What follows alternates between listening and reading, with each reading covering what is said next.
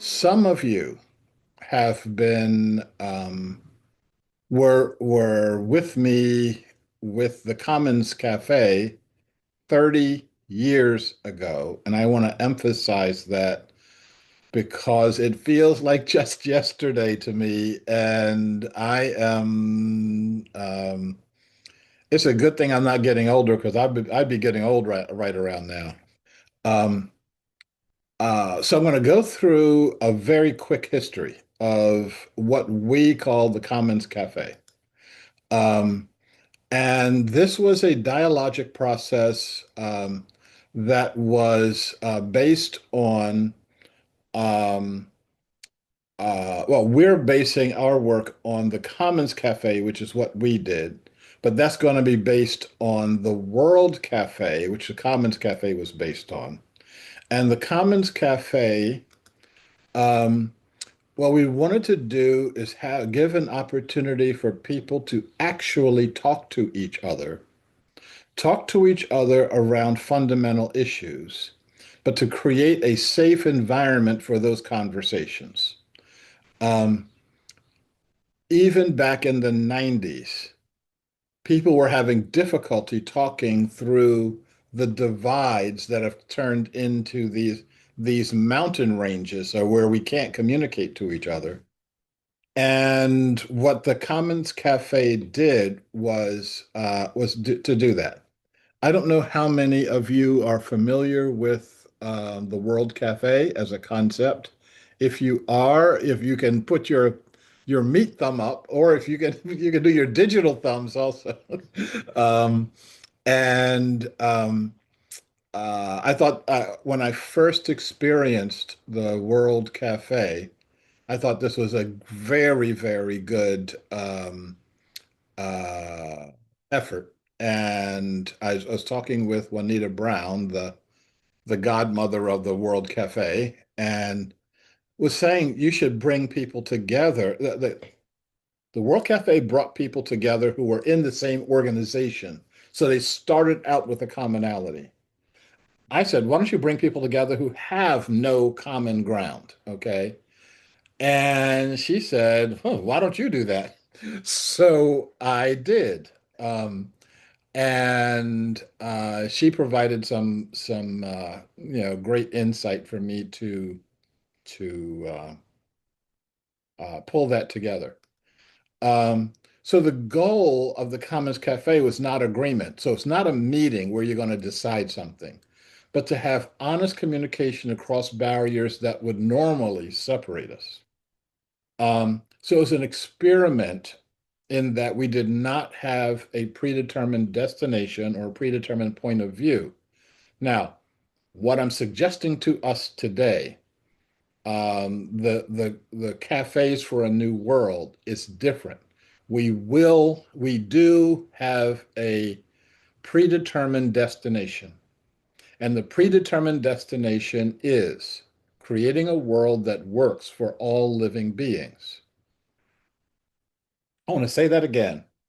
The goal of what we're doing today and every day subsequent, and actually for me, 30 years that way, all the work that I've been doing has been to create a world that works for all living beings. If you don't believe that, if you don't want that, I'm sure there's a soccer match that you can join right now and you can go and watch that. It would be a better use of your time than to think that you're going to be arguing that we should not be creating a world that works for all. Um, I always find it interesting when I do uh, come across someone who has um, the belief that the world should not exist for all beings, and then has I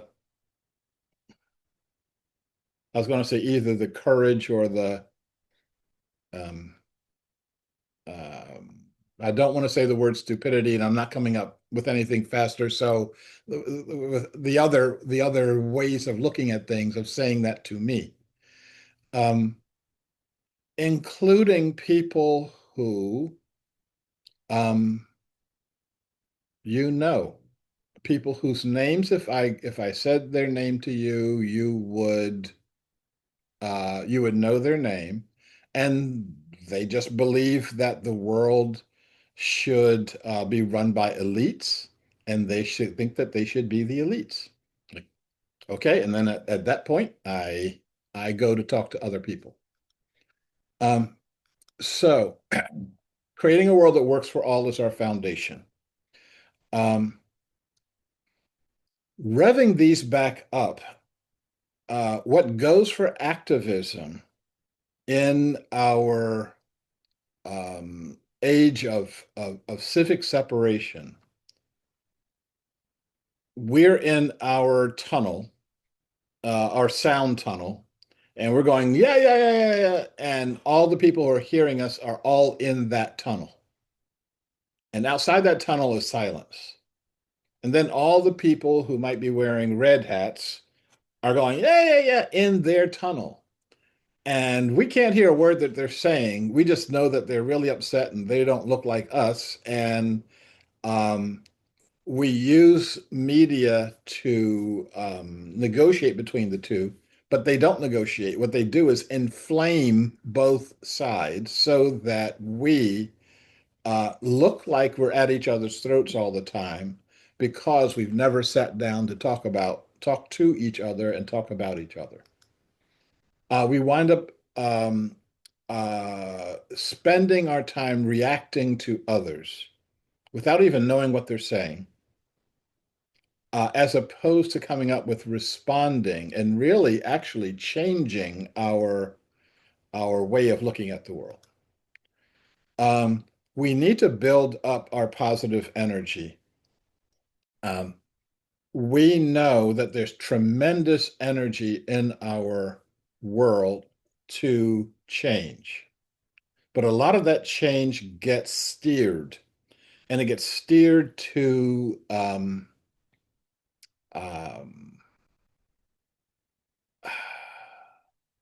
furthering negative energy responses.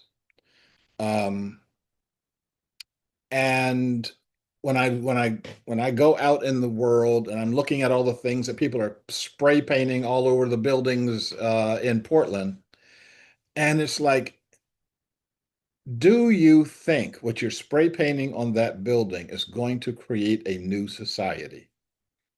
I certainly hope that your answer is no, because if it's yes, I think that's going to change things.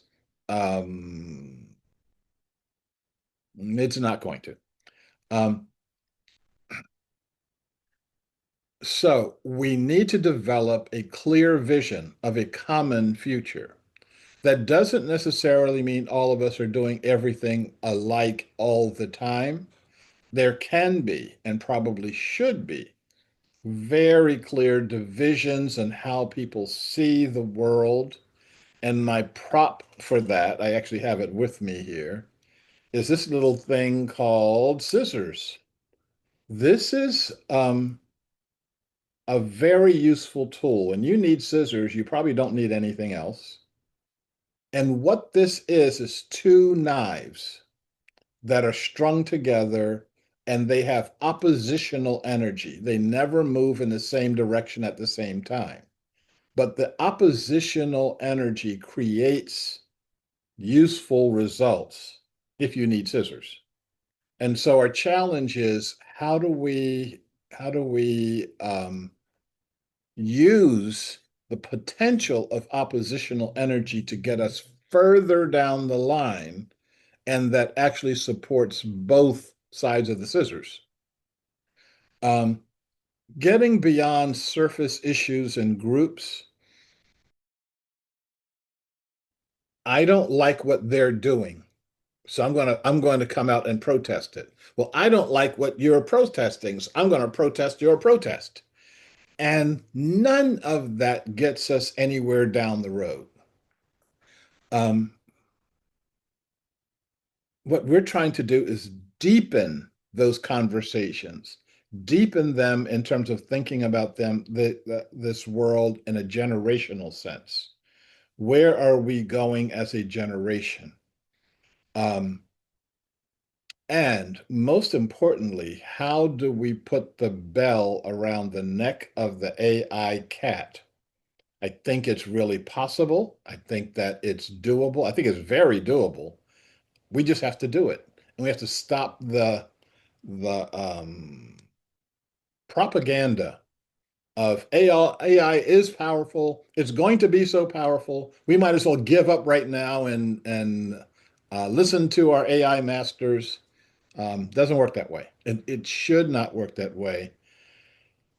If we are active, it won't work that way. Um, uh, if we are active, AI becomes the technological equivalent of a horse, which is amazingly useful, amazingly connected, and nobody ever said that horses were all powerful.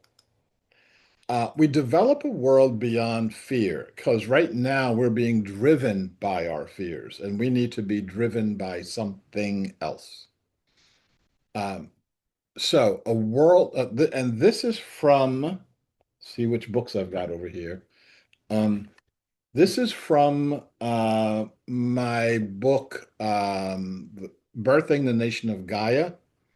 I'm sure all of you have read it and have it tattooed on your, well, whatever. It's a thick book, so you better just tattoo it everywhere. Um, um, but this is what I call the five beyonds. We've got to get beyond our notion of exclusivity. I'm different from you. And we need to build a nation of inclusivity. We need to get beyond geography and have a nation that includes the entire geography of this planet. Now, I'm not ready to talk about incorporating people from other planets. If y'all want to talk about that from 5, 6 years down the road, let's get all the ones on this planet in place first. Uh, we need to create a world beyond violence, a nation of peace and security, a global nation of peace and security. I don't know if you've heard that um, Iran and the Iran government and the United States government have gone back to throwing missiles at each other and calling it a war. And no one in this country is asking for that. It doesn't stop it from happening. We have to be the ones to stop that from happening. We here in the United States, and we here in Iran and everywhere else on the planet.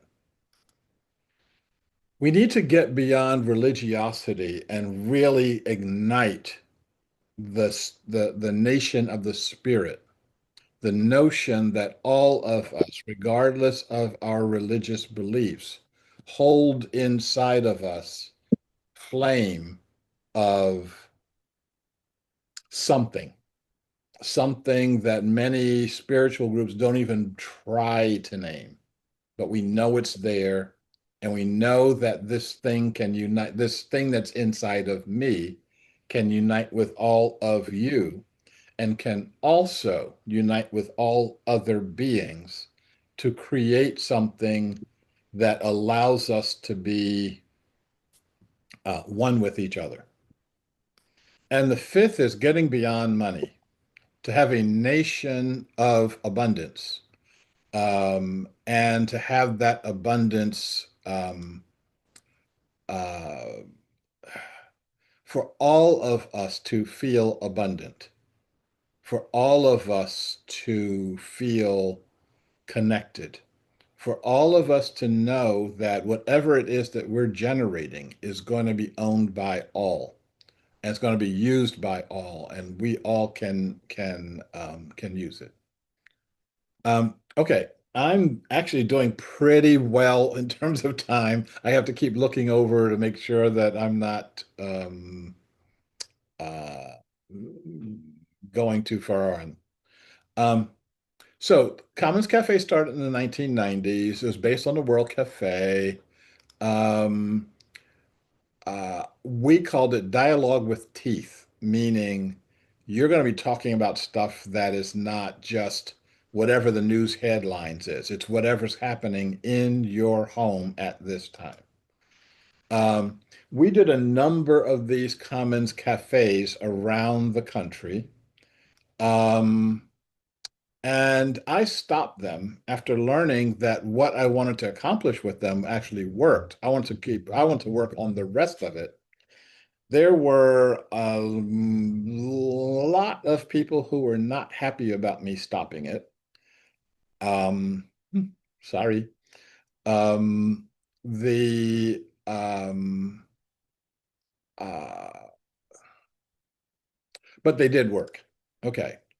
So some of the themes that we used in the past were religion, and we would bring people into this Commons Cafe who had opinions on religion, pro, con, anti, no idea, um, race and ethnicity, and that became a very common theme around especially the larger of our Commons cafes.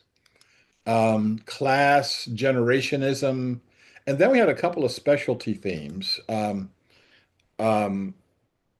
Organizations would bring me and then us into their organization to examine what the stresses are in their organization. And so I said, okay, you got stresses in your church. Okay, I'll come in and we'll just have a cafe. Make sure your coffee pot is working. And we're going to talk informally and see whether or not we arrive at something. And we almost always did. Um, we did a cafe between people who were not documented in this country and INS, which has been morphed into what they now call ICE. And that was very, very interesting. If we have time, I'll talk more about that in a bit. Um, the cafes had limited rules. Um, um, they went from 7 o'clock to 9 o'clock. At 7 o'clock, I would stand up on a table and I'd say, "Okay, the cafe is starting now." And nobody changed their behavior. Some people didn't even see me do that because they're so busy talking to each other. And then at 9 o'clock, I'd jump on a table, probably the same table, and say, "Okay, cafe's over. You got to go home now." Nobody would move, and we'd have to wait for the security folks to kick us out because people wanted to talk. They wanted to talk that much. Some of the cafes, once the security guards an hour later kicked them physically out of the building, they stood outside in the parking lot in the rain talking to each other because people people recognized that what they were getting was something that they needed, and it fed them. And keeping conversation from the stage level, my stage being a table, down, allowed their conversations to go up. Um, Basic courtesy and respect was very, very big. And I would tell folks, if you don't like the conversation at your table, get up and move to a different one. Vote with your feet. And that had some really interesting consequences to it. Um, and then do what you do at a cafe. When you're at a cafe, you don't yell and scream at people, so don't yell and scream here. Um, when you're at a cafe, you generally are, if you are talking to someone, you are generally talking to them because you want them to understand something. So you're going to talk in a way that you are going to be understood.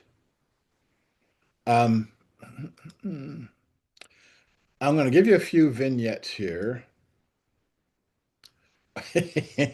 This was interesting. Okay, so I had some of the cafes were dealing with class, and I had um, people who were homeless at each of the tables. There was someone who was homeless.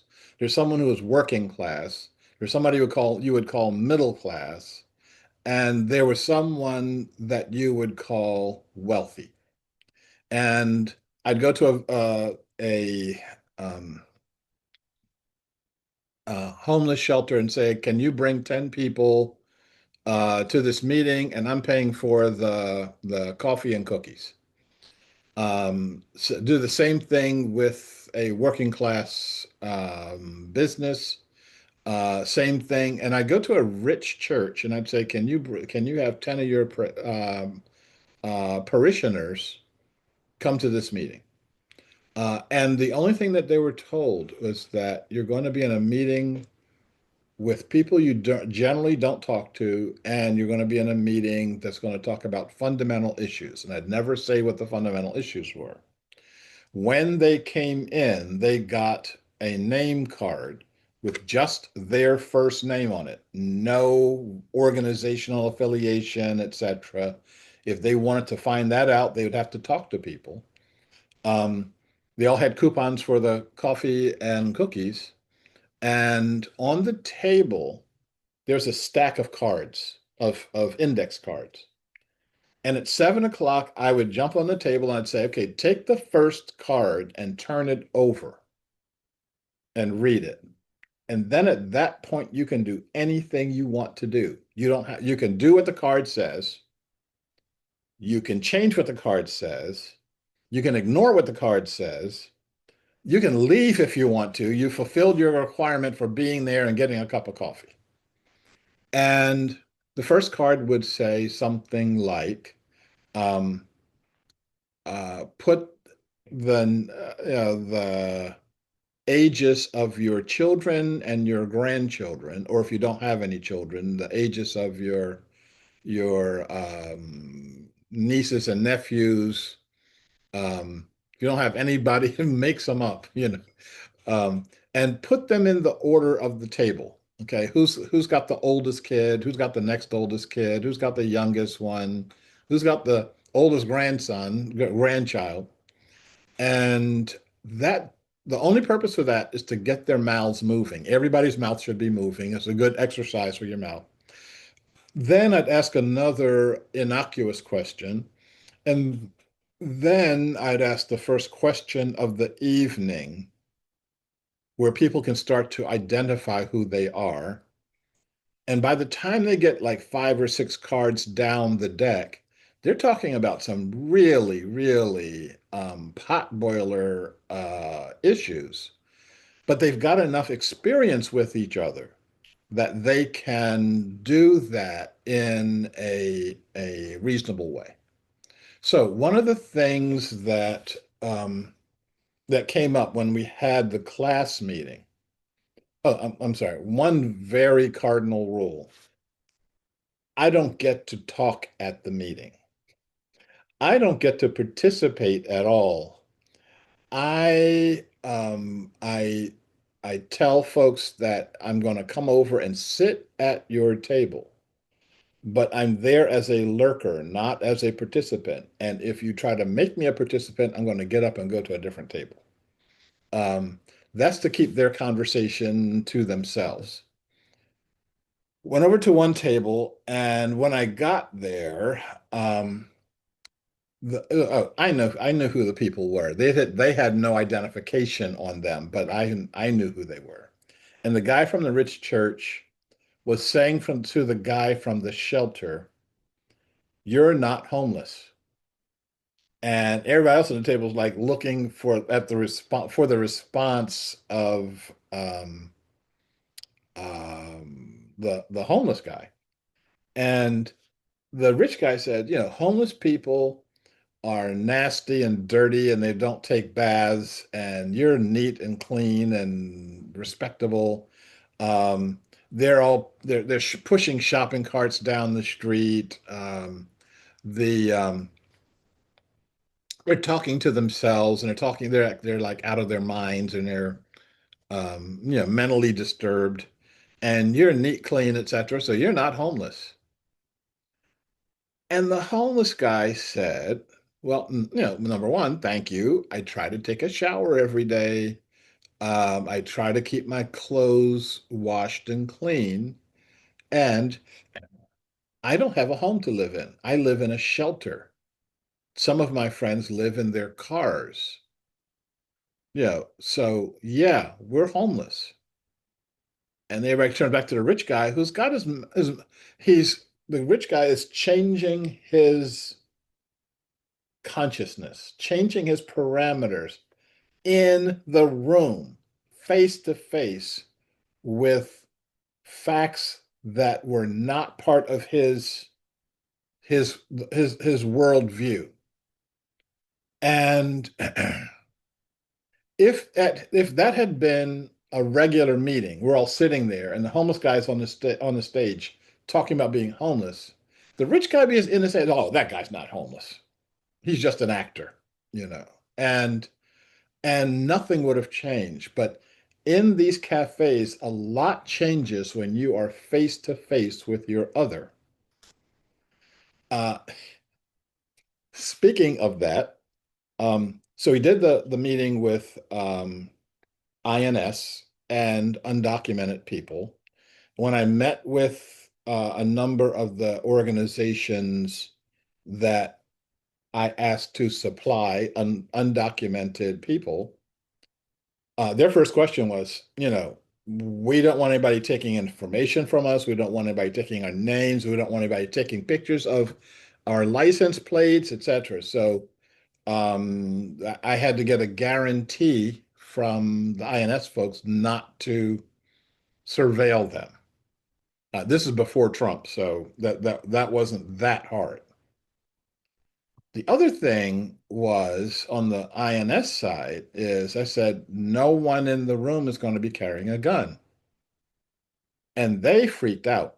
They said, you don't know. These people will, if they know that we're not armed, they will tear us limb from limb. They will kill us in that room. I actually thought, I started laughing, but I thought they were joking. And they were not, they were absolutely serious. And when they're talking to each other, that's what's in their head, and that's in their echo chamber, and that's what is making things louder and louder. So we had two meetings about that. And I said, just that if I'm expecting the undocumented folks not to carry guns, then you're not carrying guns. I said you can drive up to the place, but you can leave it in your car. And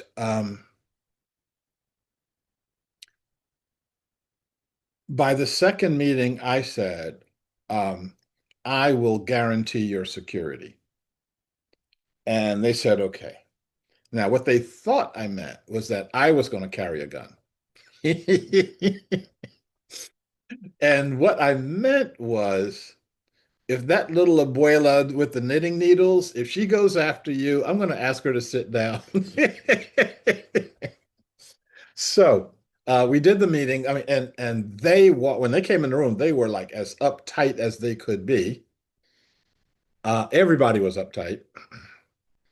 And so they started talking. Oh, I'm sorry. One of the only condition that I made on the for the undocumented folks was that they had to speak English. I didn't know how to handle cross language issues in the cafe.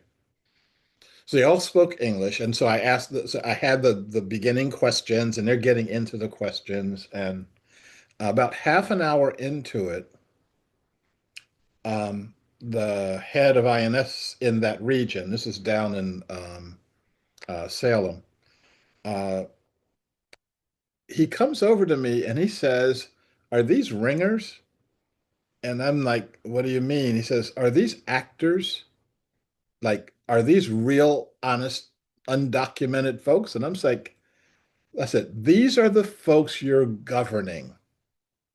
You're talking to them, you're not talking about them. This is what they look like, and this is what they sound like.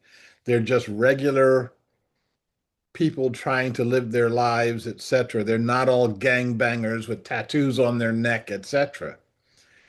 So this was amazingly eye-opening for them. Um, So you get to face your fears, the fears that are spoken and the fears that are not spoken. All fears are valid and all fears are serious, even though they seem unbelievable to you. You have to process them to get them to the point that you would believe them. Um, oh, someone, I forget what city we were in. This was probably in Omaha. Um, we had some very big cafes. Omaha was the biggest that we had. We had 700 people in the room with another 200 trying to get in the room, and the fire marshal says, "You're not putting anybody else in that room." Okay. Now, in terms of organizational stuff, that's the kind of problem that you want. Not what are we going to do with all this food that we got, but yeah, how do we get more people in the room? But at the t so this woman, white, middle-aged woman, was saying at her table, the black, middle-aged, maybe a little older guy was threatening her and threatening her family. Now, I've never been to Omaha before, so I don't know any of these folks. And the rule is, if you don't like what's going on, you get up and move. So I said, told her, get up and move. And she was like, well, somebody should stop him. This is not. And the Omaha organizers were saying to me, I know that guy, and he's not a threatening person. So I told her, I said, go back over and ask that he not threaten you, and I'll keep an eye on him. And so we had tons and tons of tables to look at, but I kept a close eye on that table.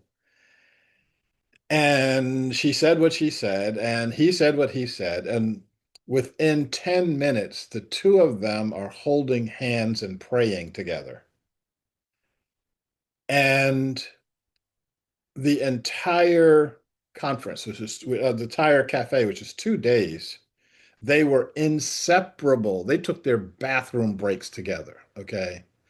Um, which is what happens when not necessarily the bathroom breaks, but that is what happens when you actually talk to each other and not just beat air at each other. Um, I'm gonna skip that one. Um, So I'm going to give you some of the vignettes of the larger cafes. So the smallest cafe you can do is, I think, 70 or 80 people. These are in the hundreds of people that I'm sharing with you. Yeah, that's what I look like with a suit on, by the way. Um, and most of you have no idea. Um, and the large cafes were Denver with about 500 people. St. Louis with 300 people. Um, I said Omaha, 700 or 800 before we got shut, before they locked the doors. Um, Several in the Bay Area. So we were all over the country. Um, it grew like mushrooms. I was not organizing them anymore. They took off and flew by themselves. Um, the organizers would uh, give me a plane ticket. I'd come in and they say, "This is Sharif Abdullah, the creator of the Commons Cafe," and everybody would applaud. I'd get up on stage. They gave me exactly 10 minutes and get off that stage because they had a program, which I thought was really cool. Um, okay, so in the large cafes, they took breaks. And on in the breaks, they would have entertainment. So you would have time to get up and get a cup of coffee or get some more food. A lot of them had really good food, by the way.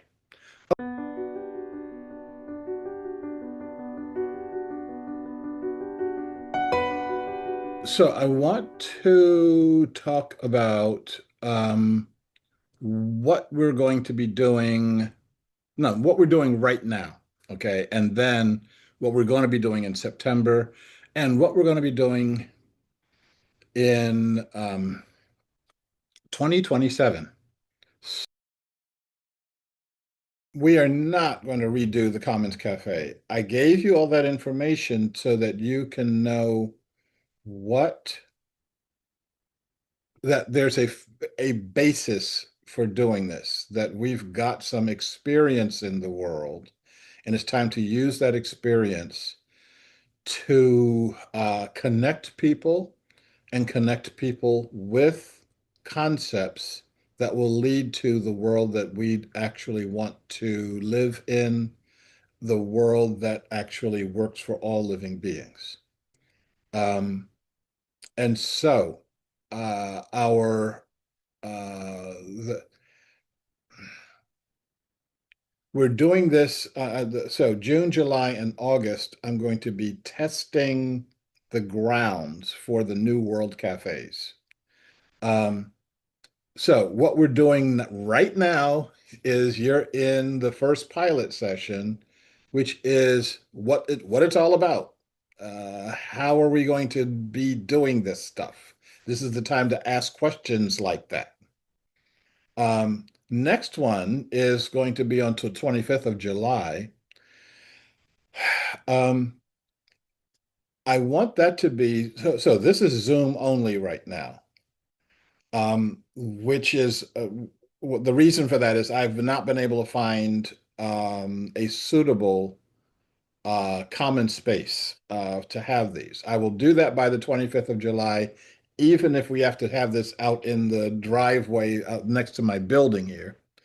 Um, so that it's going to be Zoom plus local sessions. And what I mean by that is that if you're here in Portland, you should be here, well, wherever we will be in Portland. But if you're in places like Santa Cruz, you can be meeting with your neighbors and looking at how do we create a holonic system? Who owns it? Who governs it? Who benefits from it? The way we do that stuff in this country is the wrong way. And it leads to some people calling themselves trillionaires and other people who live on the streets. We can do that differently. I've been working and planning on who owns a holonic system, who governs a holonic system, who benefits from a holonic system. And we can have that conversation on the 25th of July, and we can have it through Zoom in a number of different locations. And I thought I had seen, yeah, so we've got John Brown in Montana, we've got Lorna Shaw in England, we've got um, uh, Greg Burrell right down the street. Uh, um, and so we're all over the place, and we can start using this as a mechanism for us to connect with each other. And then the third pilot is going to be 29th of August. That's going to be full hybrid. We should have lots of stuff in order at that time, including if we're going to be having questions, the questions should be spelled out. We should have them distributed around wherever we're going to be, the country or the planet, or however we want to do that. Um, a number of people have invited people that they know in other regions and other countries into these kinds of activities. And I'm planting the seed right now for you to be looking at how we do that because cross-cultural, intercultural thinking stimulates your brain, stimulates my brain, stimulates our hearts, and we get to carry that forward. Um, Before I go any further, I want to say that when you see the millions and millions of people, I mean, tens of millions of people that come out on um, the No Kings demonstrations, those people want something. And what they want is not no kings. It's a double negative. I asked the folks, I said, what's wrong with having King Charles? Seems like a nice guy. Why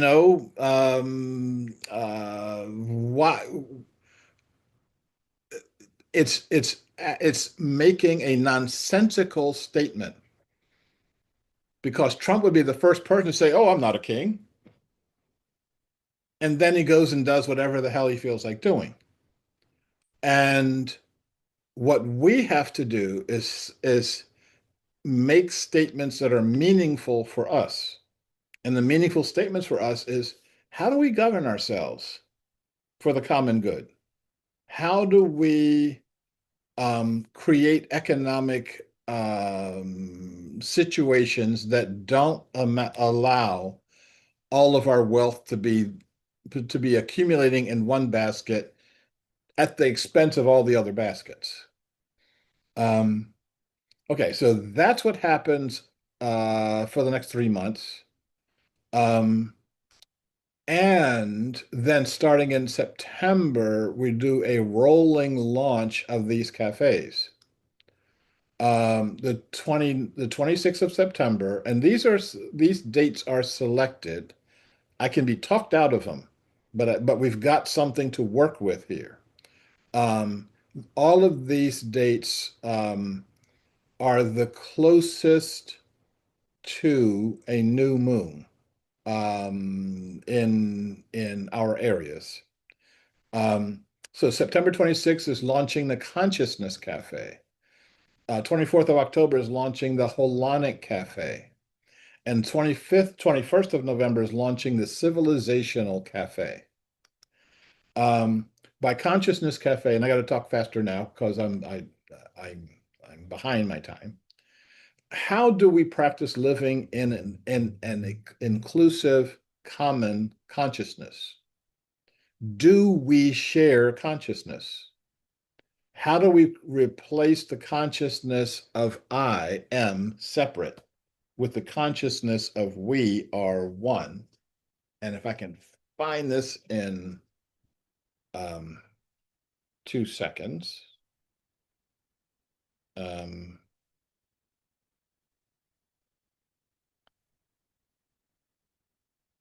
this is actually from Creating a World That Works for All. Um, and this is a quote by Albert Einstein.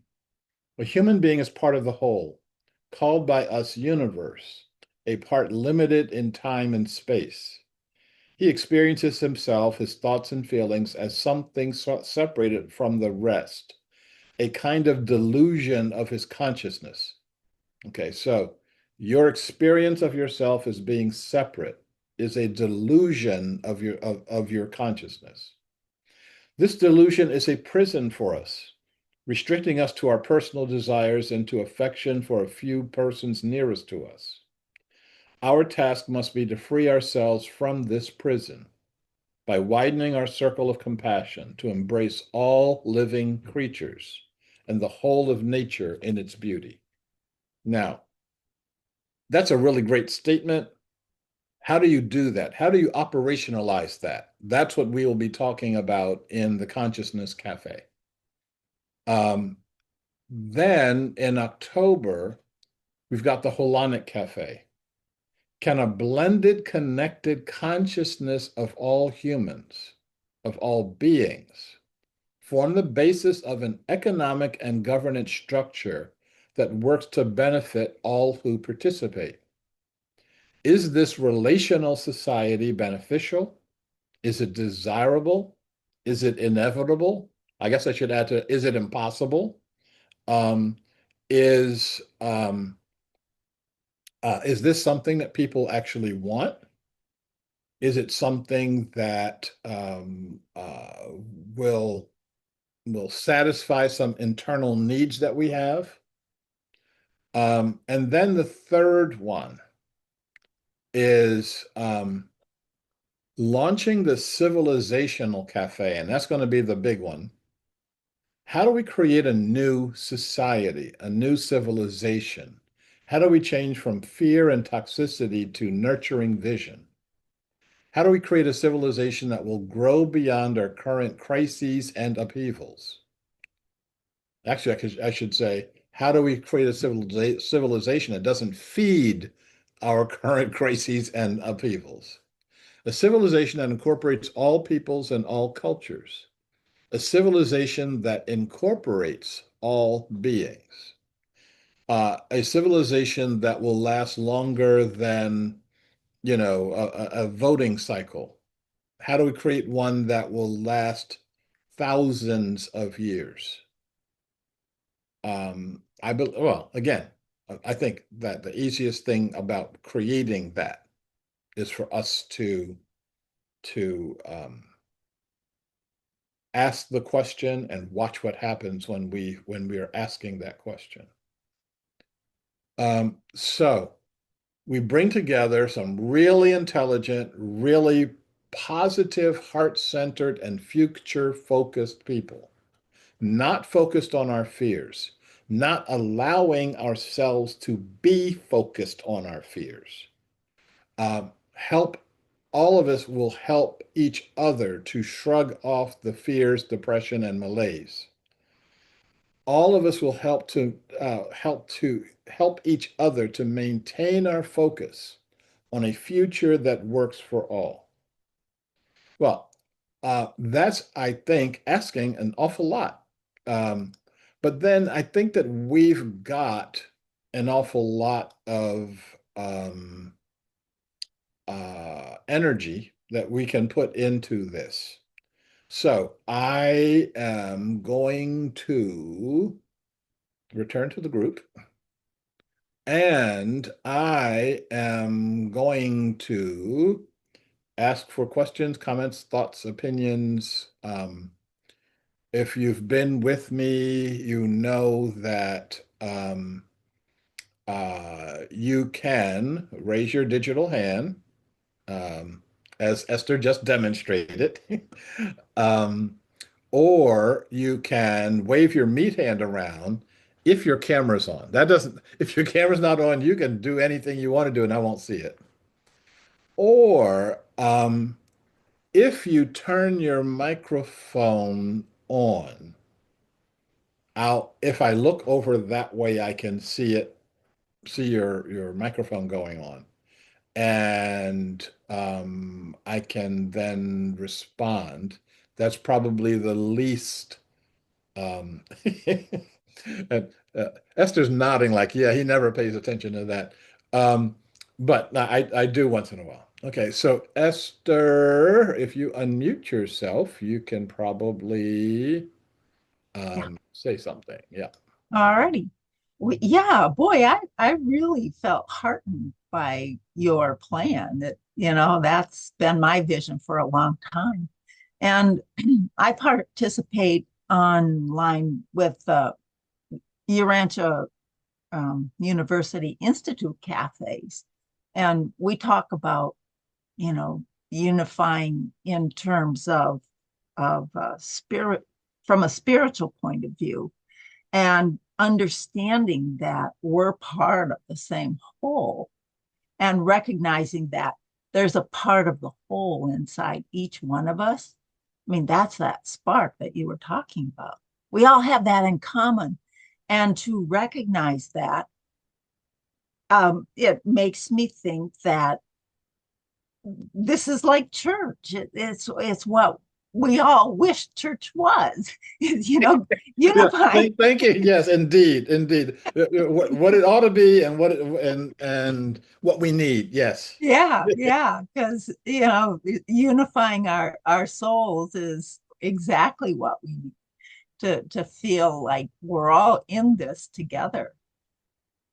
Kind of like some of the pioneers. There's a neighbor of mine who talks about the need to get back to the pioneer spirit, Mhm. where we realize, if somebody needs a barn, we all get together and Yeah, build the barn. yeah, yeah. No. Yeah. So, okay, so let me just say yes. Okay. Number two, what we are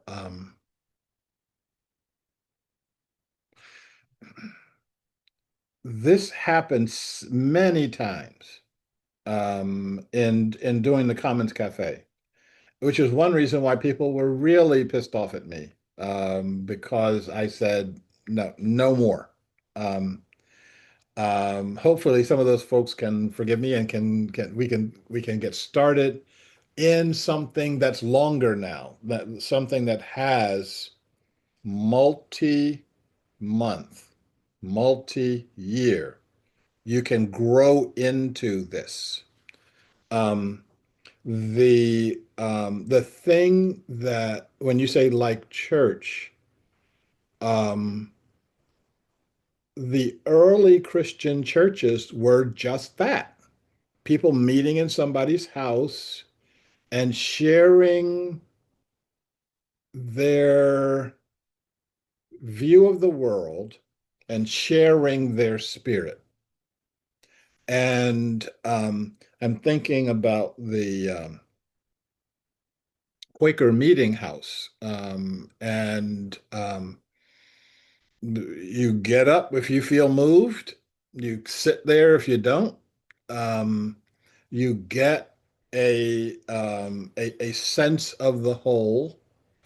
And all that changed, of course, when folks tried to organize it and organize it with their heads.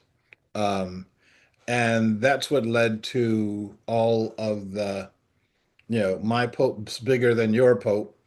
And that is something that is doesn't get you very far. Um, okay, I could keep going, but I won't. And oh, I'm sorry, pioneers. Yes, the pioneers are um, the the there's an energy of that pioneering spirit in this right now. When we look back on this day, 27th of June, 5 years from now, what will we see? Um, and one of the things we could see is some permanent cafes and some more stuff that's in the pipeline. There's a pipeline now, and I'm very happy with saying, if you feel that you're done with cafes, let's go to the next level. So, Marion, you are unmuted. Was that an accident? Or are you doing this on purpose? I'm Or pondering what question I have. On a micro detail, I'm curious your story about the white woman who said he threatened me, and the happy ending was they were holding hands and taking bathroom breaks. yeah, I'm curious, do you want to say a sentence or two about what allowed that change? Do you remember? yeah, the entire cafe process. I mean, what I said was really serious. I told people if you don't like the conversation at your table, get up and walk away. Now, when somebody gets up and walks away from you en masse, something actually happens. So another vignette that happened, I don't remember which cafe it was. This guy comes up. He was at his table, and I could see that he was preaching. Hmm. Um, he wasn't listening, and um, about 15 minutes into it, he comes up to me and he says, everybody left my table. I want you to bring them back. And I'm like, you didn't get this. You still didn't get it, did you? I said, you should go to another table and you should try to join that table. And if people try to leave again, that probably means that you're not listening. And to his credit, but he went to another table and he was actually listening. And he wasn't even listening to people saying, "I don't want to hear what you're talking about." You know. So there's one other factor there, and Milt, I get to you in a And I'm second. still hungry for, I still don't know why the white woman and the black guy started holding hands. Yeah, we could get into that, but not today. Okay, and the reason I'm asking isn't just the nose hair detail, the deeper, it doesn't have to be that specific example, but I'm imagining, if I invited 10 people from this and 10 people from that or whatever to do a gathering in Santa Cruz and be on Zoom with you, I don't feel like I have enough inspirational evidence for why they would want to come or something. Like Excellent. if This is if they better. said like, well, what do you mean it works? I'm just supposed to believe Sharif that it works? Like what? Like that. So the people who came to the original cafes didn't even have that much. They didn't even know what the cafe was going to be like. They didn't know what kind of coffee we were going to serve. They had we So how did they say yes to the invitation? Or why? Or what was it? the first people I went to were people around Portland, That knew and you already? they knew me. They knew I Yeah. wouldn't invite them to something that was iffy. They knew I wasn't going to invite them something where I'm playing gotcha, like okay, I'm going to beat up on you now. So you didn't invite somebody that was a completely like I wouldn't go knocking on the door of some Republican that they've never met me ever. Mhm. But they may have heard of you. Like when I went to the rich folks church, I'd never been to that church. I knew someone who knew that minister. I could drop a name. Um, Okay. and yeah, so there's that. Let's say Okay. one more thing, and then let me get to Milt. Um, we noticed something, especially in the larger cafes, that I called it the flop factor.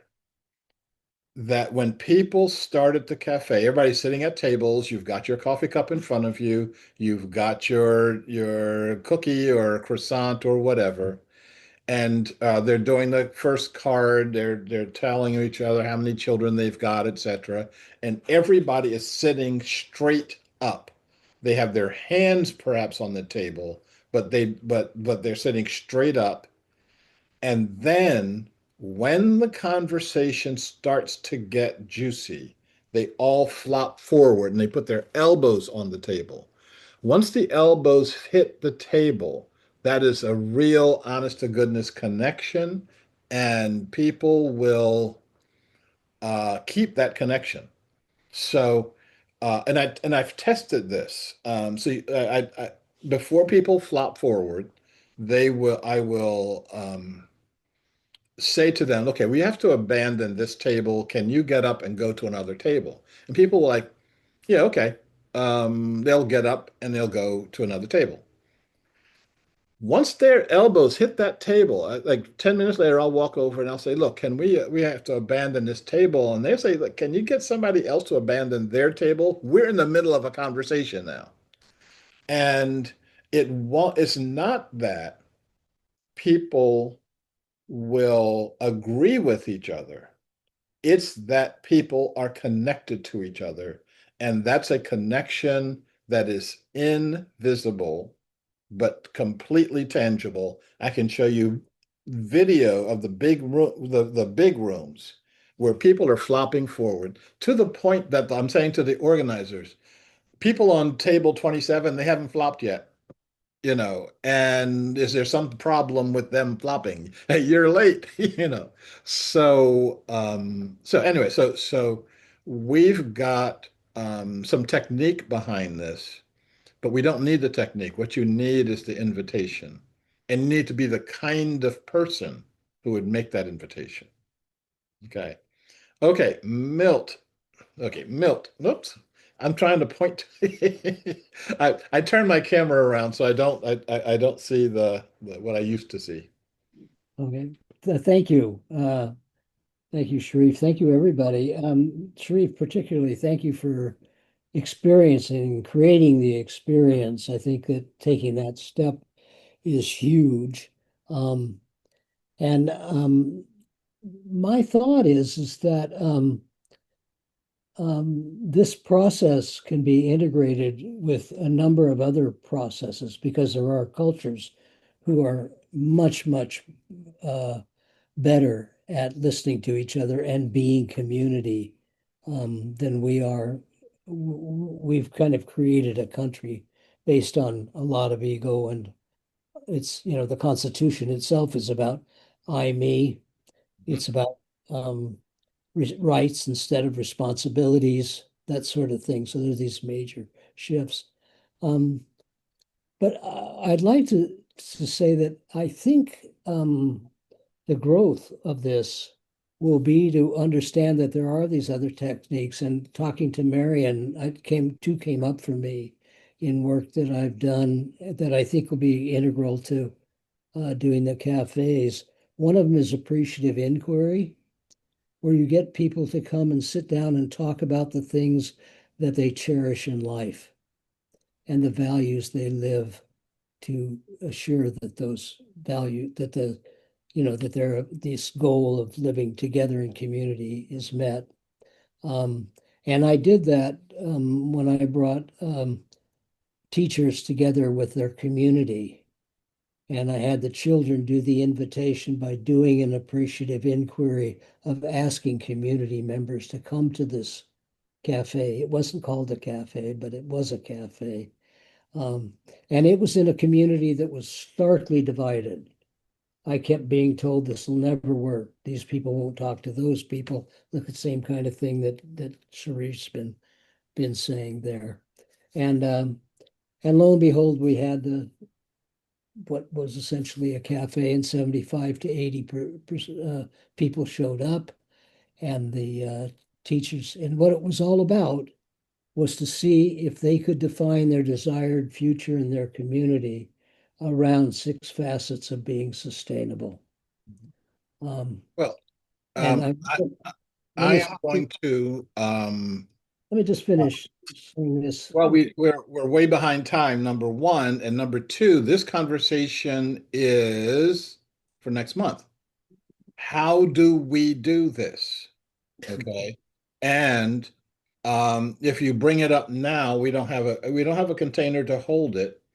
If you say, okay, one of the things next month, if we do this, here's a container for appreciative inquiry, and people can start looking at how does that fit into their cosmology. If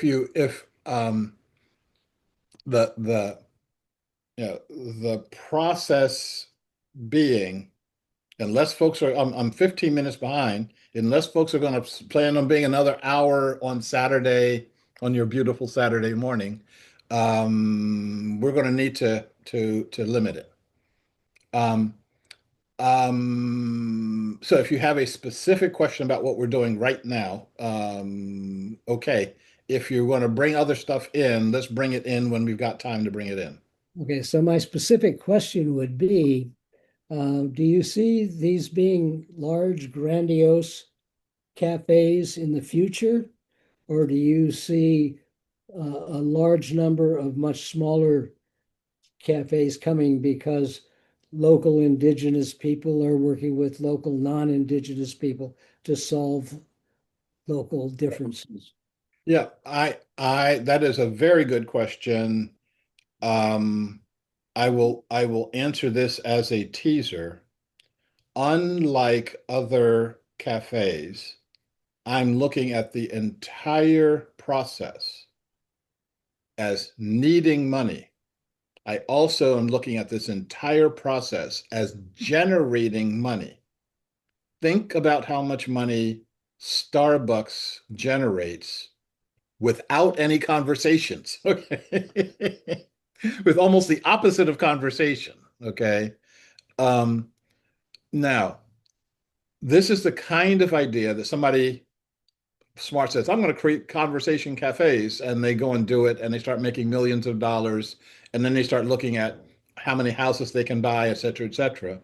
I'm looking at these as being how can we generate local money to take our next local step?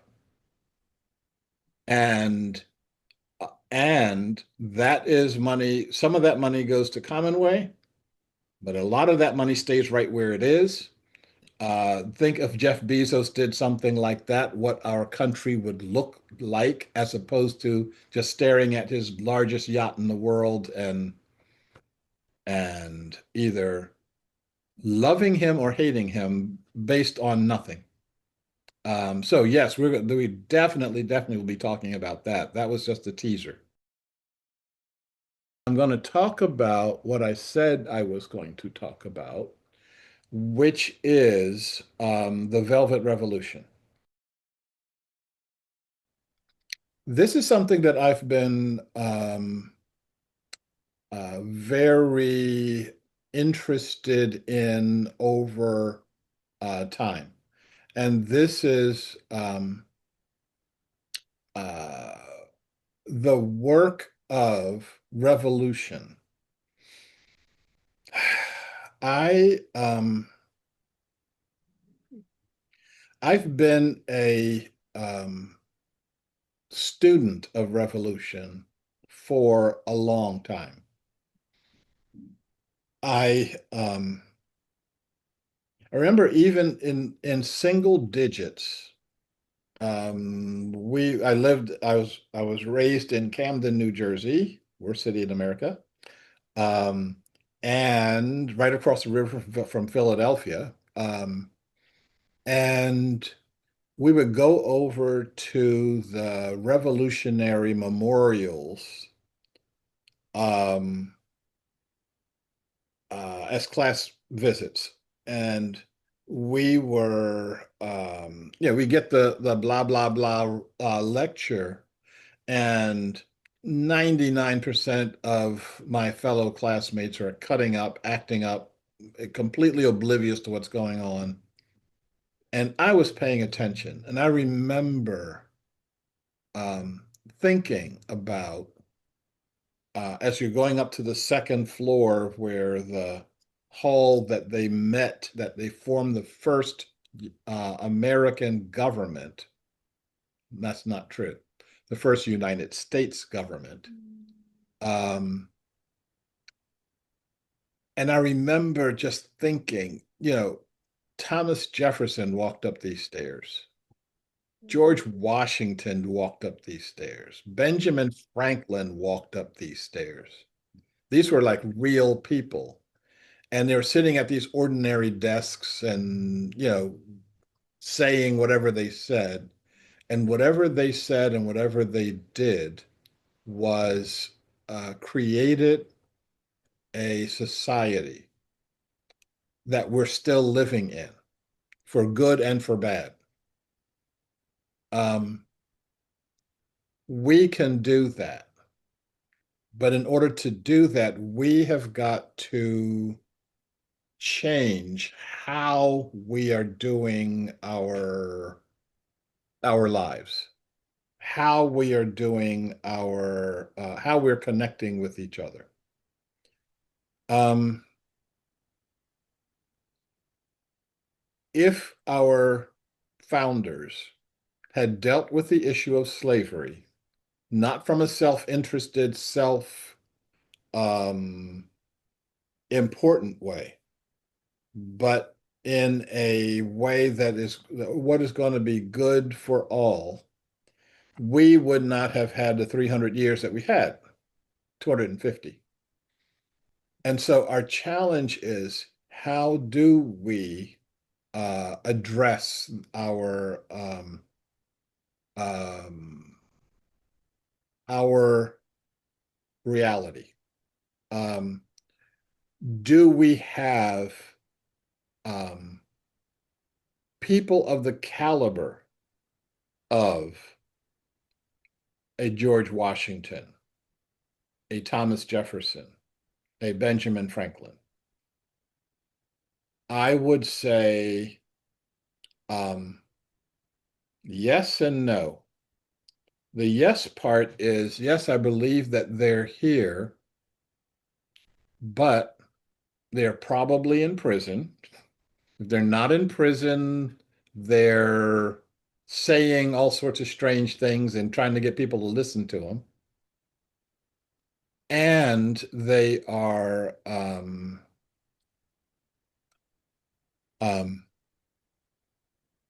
looking for how to do whatever it is they're trying to do. Who are the people trying to do this? And so we can, and they're probably not in the United States. They may be in Europe, they may be in Africa, they may be in Asia, and we need to be pulling all of that energy together. Um, and um, and we can, and we will, because we know that we need to. I don't know how and when I first heard of this poet and playwright who was getting himself locked up because he was saying that Czechoslovakia should be governed differently. But I started paying attention to him. And Václav Havel eventually became a collaborator, a co-conspirator. I can't say that he was a friend. I don't know if he had friends the way that other people had friends, but someone whom I respected enough to read everything that he had written that was translated to English, which was quite a lot.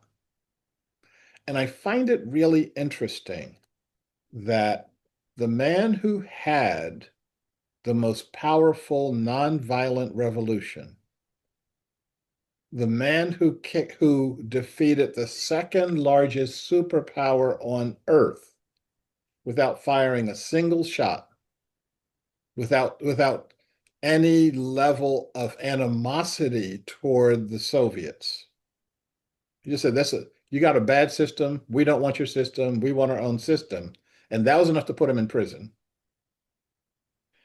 But the example of Havel is obvious. It's anybody can just go and read his stuff, and it's completely obvious that the people who are putting on the No Kings demonstrations never read a word of him.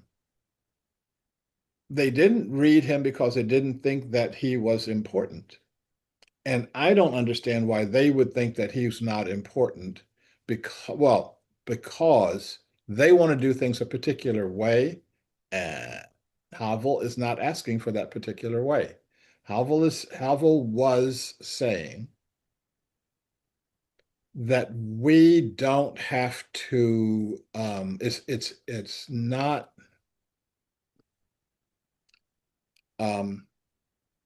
it doesn't get you anywhere to protest the existing system.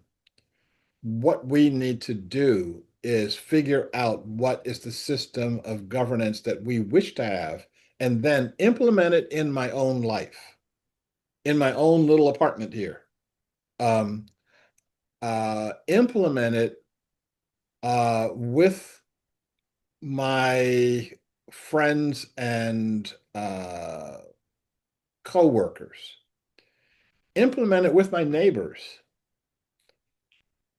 And by doing that, and he says this, I was just reading it yesterday in his book, The Art of the Impossible. How children know theirs. What becomes possible in relationship rather than performance? I don't know what that was, but Okay. Um, um,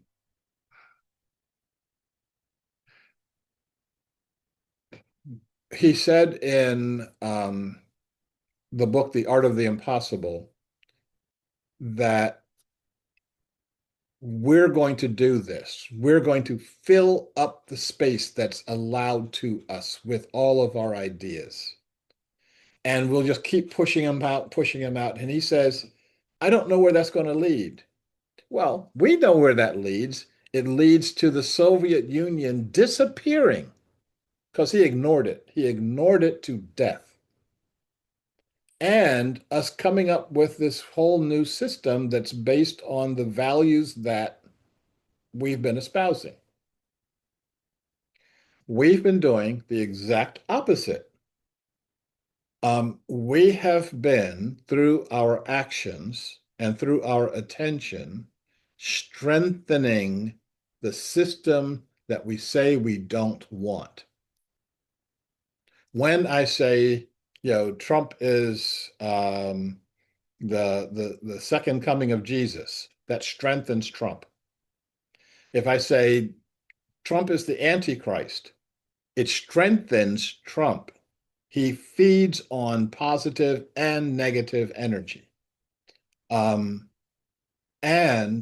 all the people, if you get 10 million people together that say down with Trump, you're giving him a ton of energy.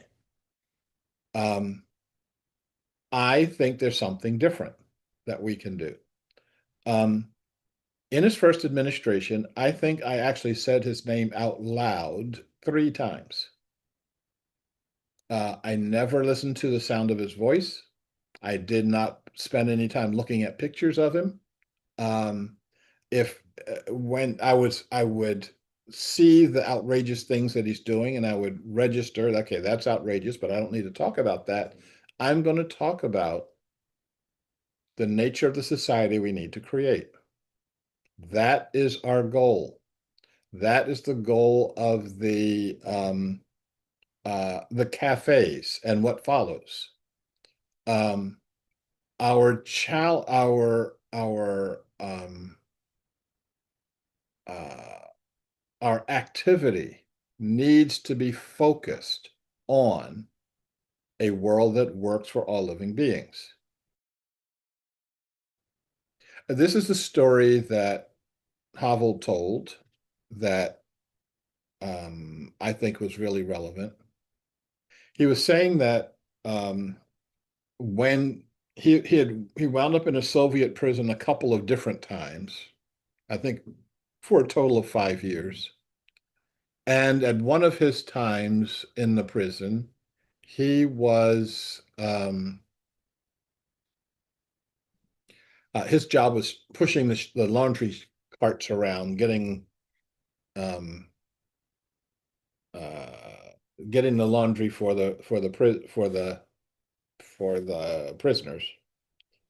And he ran into another political prisoner. And the other political prisoner was he didn't know he was in the prison. So they were pushing their carts around, and they had a couple of minutes to talk to each other before the guards would break them up. Now, you are in a Soviet prison. You don't want to be there. When you see a fellow prisoner, what is it that you would talk about? Well, in our energy pool in this country, you would talk about how unfair it is that you're in the prison, how bad the food is, how much you miss your wife, how evil the guards are. You would have a whole conversation already pre-programmed. And none of that conversation would do one thing about getting out of the prison. What Havel said was what he and the other guy talked about was the nature of the society that would create when they got out. They only had 5 to 10 minutes, and they're talking about what are the values of this new society while they are locked in the middle of a Soviet prison. Now, we're not in prisons. or we are in prison, but the prison bars are made by you. The lock on the door is there because you put it there. You have the power of intention and you have the power of attention. Every time people say, I'm so depressed, I was looking at the TV the other day, and I just say, turn off the TV. There's nothing on the TV that is going to tell you who you are, what you're doing, and what you should be doing. And if there is, then tell me and I'll watch it. Okay.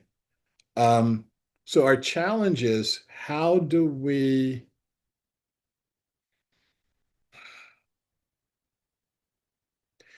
learn how to pay attention selectively? How do we learn how to pay attention um, in such a way that I am strengthening myself, I'm strengthening you, and I'm strengthening everybody else just by holding that energy.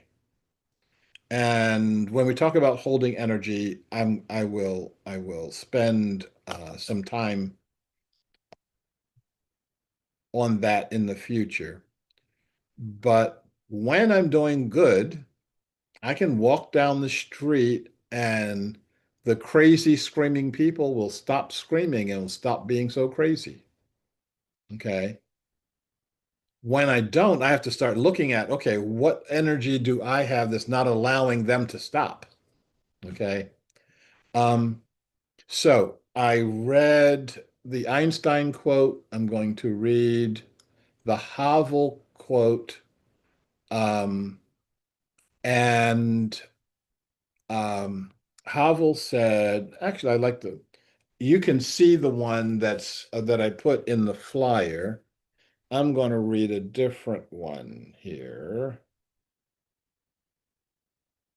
And this is also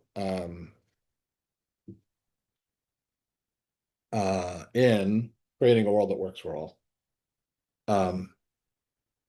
He says, perhaps the way out of our current bleak situation could be found by searching for what unites the various religions, a purposeful search for common principles. Suffusing it with the spirit of this religious and ethical common ground, what I would call the common spiritual and moral minimum. Could this be a way to stop the blind, perpetual motion dragging us to hell? Can the persuasive words of the wise be enough to achieve what must be done? Or will it take an unprecedented disaster to provoke this kind of existential revolution, a universal recovery of the human spirit and renewed responsibility for the world? So, um, I think that disaster is impending us, but I'm not waiting for the disaster. Let's do this right now. And if the disaster comes, we'll increase increase our energy. And if it doesn't come, we'll still be doing the right thing. Um,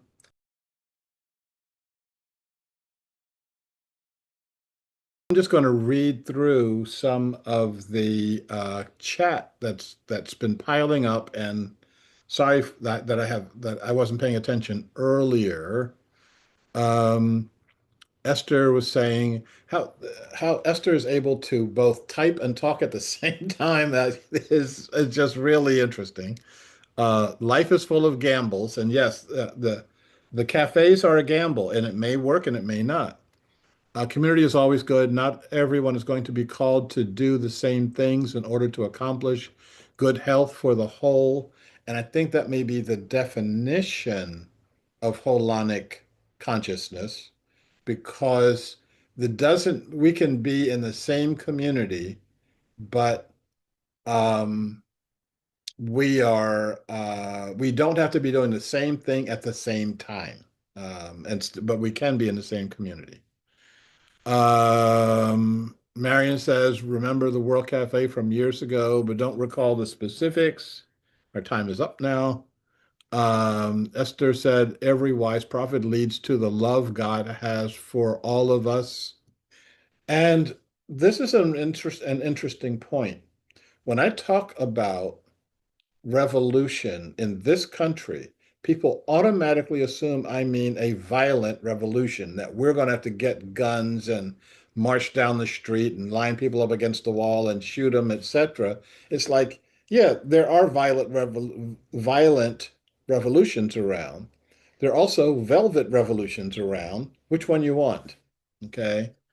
Um, Protest is how some people need to express their opinions. Everyone has a valid point of view. What happens when the expression of the opinion leads to further separation? What we have to do is ask ourselves, do we need further separation, or are there ways that we can bring that together? And I'm sorry, let me answer the question. We've done lots and lots of stuff in terms of bringing people together that people thought would never, ever be together. And yes, it does involve submitting to the greater mind. Um, the ego runs on the old programs that defend the idea of a separated self. Um, Lorna was saying, I'm so sorry, going to have to go now, but look forward to the recording and hearing more about it.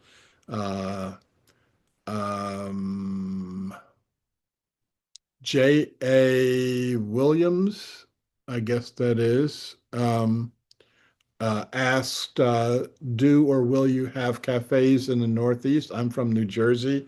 Oh, gee, I'm so sorry. I shouldn't. I'm from New Jersey also. That's I can joke about it. I would number one, I would love to, and number two, you may be the perfect person to be a catalyst for making a New Jersey cafe happen, and I would be glad to support you in doing that. Where are you in New Jersey? It's going to be a way to, it's going to be a real stretch for me to start thinking about any of this stuff going into Camden, but I'm well, Monroe. Okay, that's that's doable. Okay. Um, we're going to use this energy, the energy of people saying, we want more, we want different, and we want to lead with our hearts, as opposed to leading with our uh, negative energy, and recognize what the times are calling for. The times are calling for a revolution. The times are calling for a fundamental change in how we are doing things.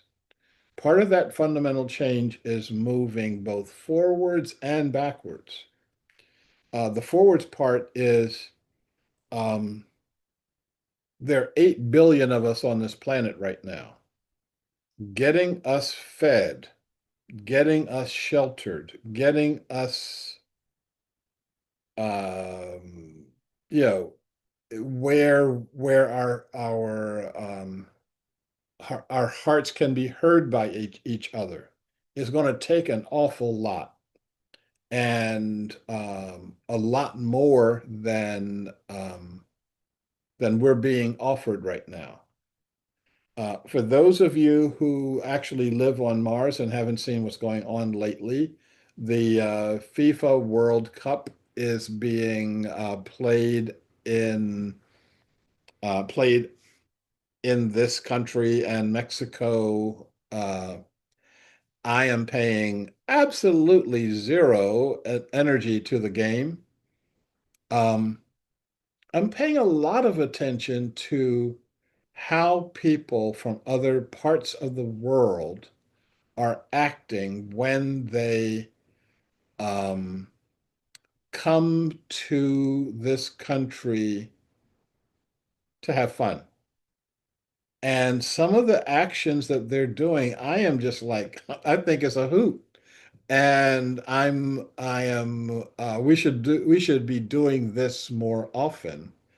Um, the the Norwegians that took over Times Square, and they did this Viking rowing down the middle of Times Square. It's like, what the hell? Here come the Vikings.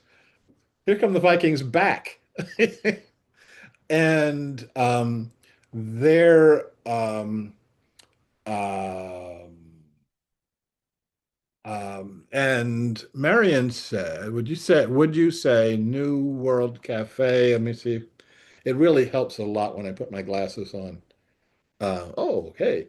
Would you say New World Cafe is alternative to going to a protest march, no Kings event? And why is the cafe a more effective use of time? Wow, heavy duty question. The answer, let me finish on the World Cup. Um, on the one hand, this is a very competitive. I mean, these folks really go at each other, but they go at each other in the context of a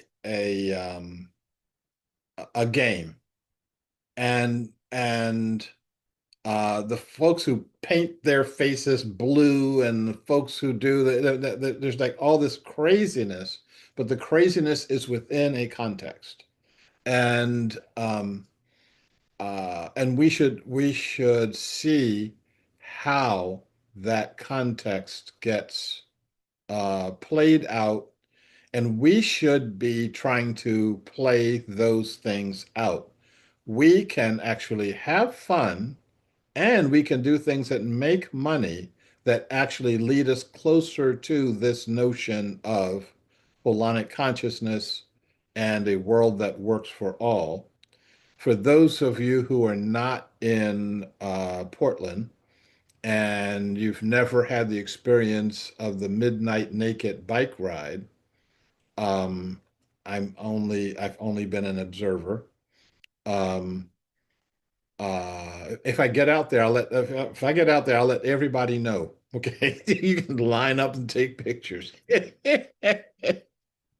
Okay, Sharif, let's get serious here. But yes, strange things like that have a way of attracting community and building community, and we may be creating places that allow the wildness to come out of us. Okay. Um, and so back to what Marion was saying. Um, Number one, absolutely yes. People want to, I think, want a more effective way to build the energy of what they want. And this was the experience of uh, of the Velvet Revolution, when so many people were acting on what was lying in their hearts. The authorities could not stop it. You can't shoot 10 million people. I'm sorry. You can. You really can. But you can no longer call yourself a legitimate government if you are um, uh, shooting all your citizens or trying to lock up all your citizens. Um, and this notion um, of protest doesn't get you to what you want. And many times you don't even know what you want. So actually, I went to, remember Occupy, what, 10 years ago, maybe? I went to I was not for or against it. There were elements I liked, and there are other elements I thought were not good. And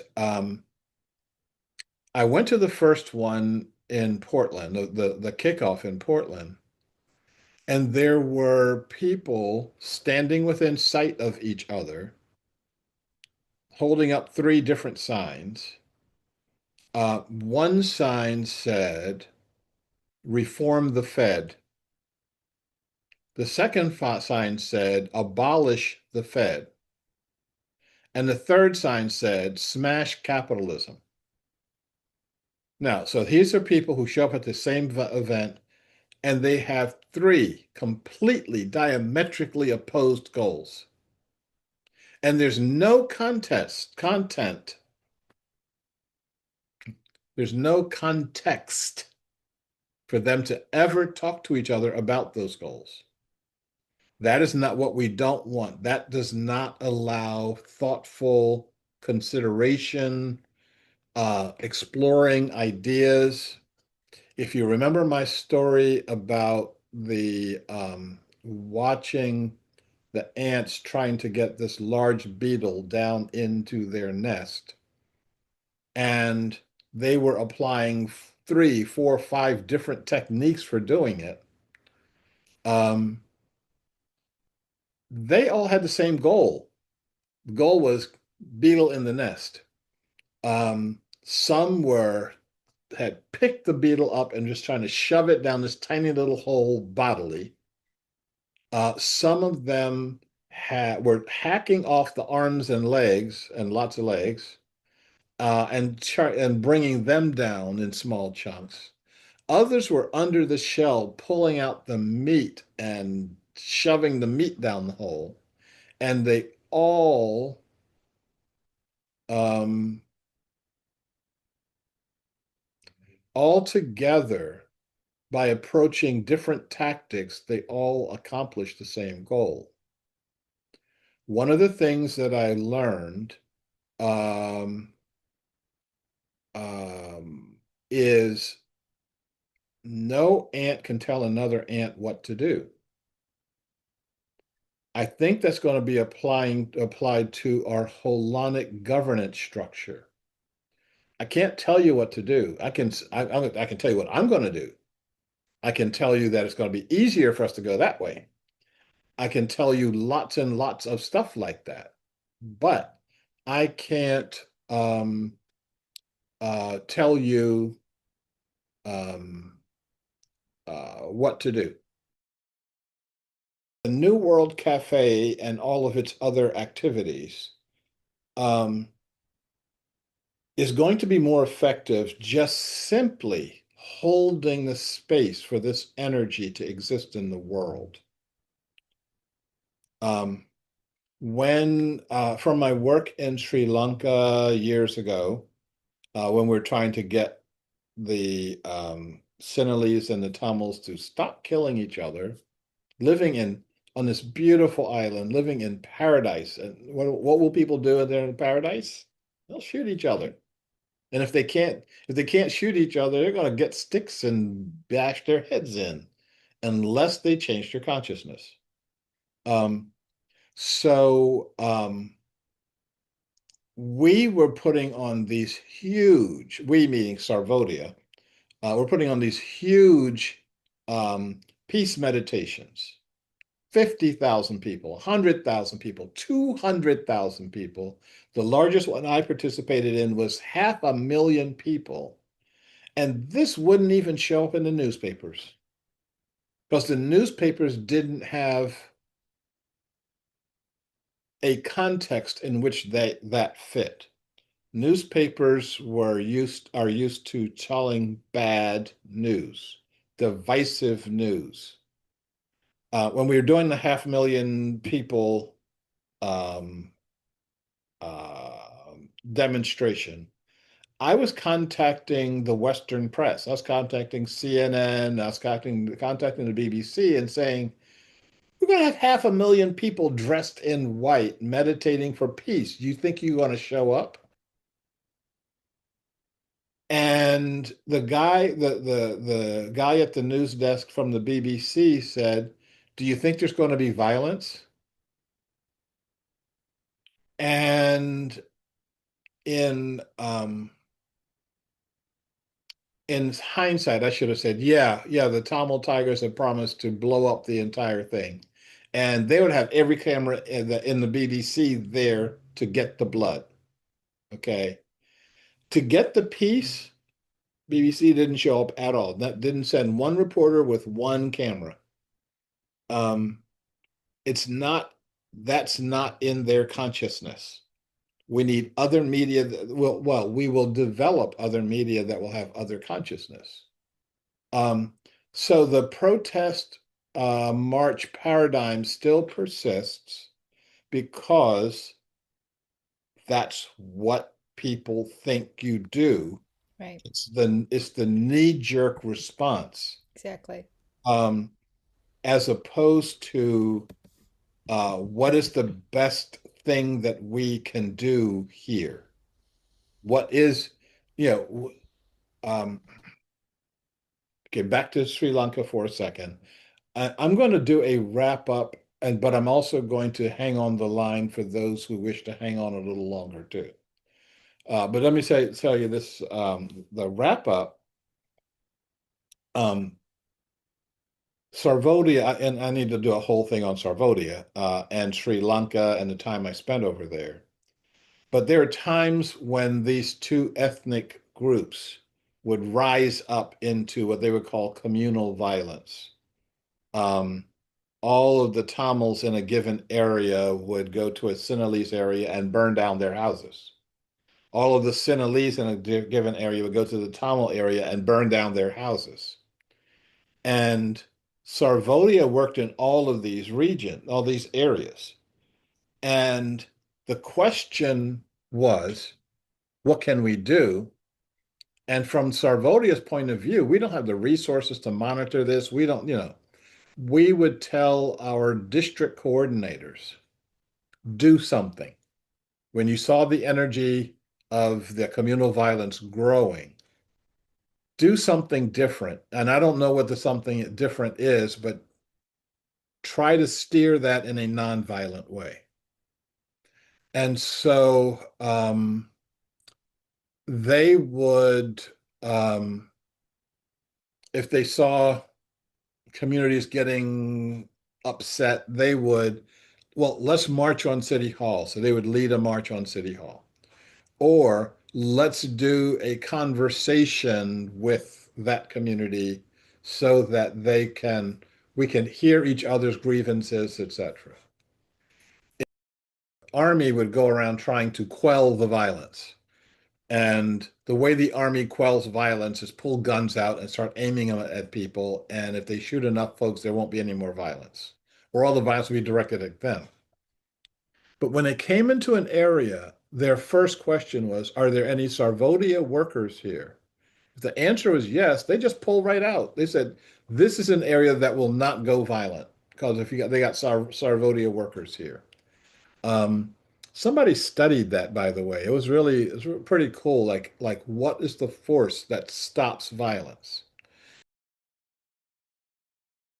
The next one will be the 25th of July, which will be a Saturday. Same time, I want to try to get this um, regularized here. Um, and that one's going to be looking at the systems that we're creating, the system of the Hellenic Cafe, the system of how we do this. When we sell a cup of coffee in Portland, Oregon, what happens to that money? Now, we have an assumption that um, all that money goes into my pocket, and then I start working on the biggest yacht, a yacht bigger than Jeff Bezos's, because that's how you become successful. Or more sanely, how does that cup of coffee lead to um, a living economic system. Oh, by the way, this cup, oh, there's still some in there. This cup says coffee, but it's not. It is hot moringa powder with some other stuff. Now, moringa is some really interesting stuff. One of the most interesting things about it is that you cannot go to Starbucks and get any. And hopefully we will be growing our moringa that we're offering. The people who grow it will get some money from it. The people who grind it up will get some money from it. The people who prepare the cup, and hopefully we'll have cups that say moringa on it, um, will get some money from it. Commonway will get some money that will keep it going. Right now, I guess I should say this. Um, the people who figured out how to do the big format cafes, the cafes with hundreds of people in them, figured out how to get the money to do that.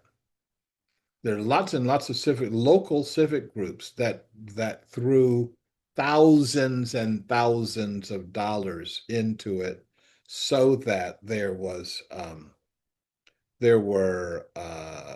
the folks who paid for the food, the folks who paid for the room that we were in. Um, um, in a lot of the places we are at universities, because universities have big spaces to do things like that in. And we were uh, in each area, there was enough money that was generated that people then were able to say, we've got this money, what do we do with it now? And so they were able to carry their actions forward with that. That was completely unplanned by me. This time I'm planning on it. So each group gets to have something that they get to make some plans around. I'm hoping that some of y'all are thinking, yeah, this is really great. I hope Sharif does something in my area. I'd like to see it happen. And some of you are thinking, this is really great. And whether or not Sharif is going to do anything in my area, I'm going to do something in this area. And I want to figure out what the next steps are, which is why we've got our plans for the next month.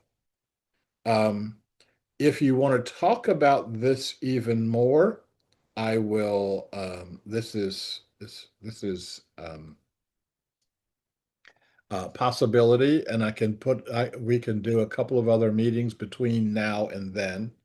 I know that it looks like Milt is gone, but I know that Milt has definite ideas of how he suggests to do something like this, and I want to see those ideas come out with enough time to talk about it. Um, and for those who are brand new to all of this, brand new to the Commonway experience, we've got a lot of videos on the Commonway channel. You can pull some of those out and take a look at them. Oh, I guess I should give you the Commonway channel. I can do our inclusivity mantra and say, may all beings be well, may all beings be secure, and may all beings be happy. Thank you for participating, and I look forward to doing this at another point in time, right around our next moon. Talk to you later. Bye. See you, see you. Fare thee well. Off we go.